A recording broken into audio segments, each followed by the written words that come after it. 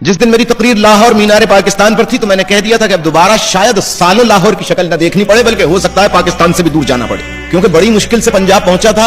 اخبارات کے ذریعے، میڈیا کے ذریعے پنجاب کے لوگوں کو یہ تاثر دیا گیا الطاف حسین تمہارا دشمن ہے اور کراچی سے پنجابیوں کو نکالنا چاہتا ہے، اور پختونوں تمہیں تو مہاجر اخروٹ بولتے ہیں۔ میں نے کہا جو بولنے والے ہیں وہ بولتے ہوں گے، میں تو نہیں بولتا۔ الطاف حسین کے خلاف اتنا پروپیگنڈا کیا کہ پختونوں کا دشمن، پنجابیوں کا دشمن وغیرہ وغیرہ۔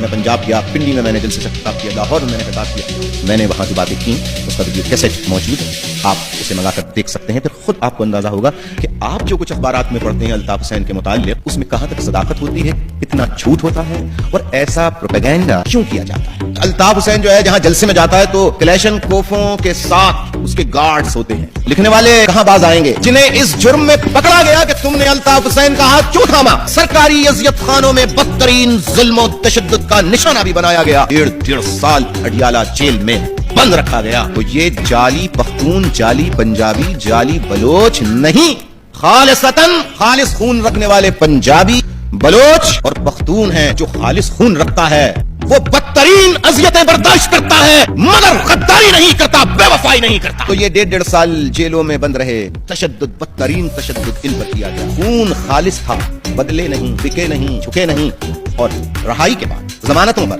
ابھی بھی مقدمے بنے ہوئے ان پہ بھی۔ الطاف حسین دہشت گرد، قاتل، فلا فلا۔ جس نے الطاف حسین کا ہاتھ پکڑا، دہشت گرد، قاتل، ملک دشمن۔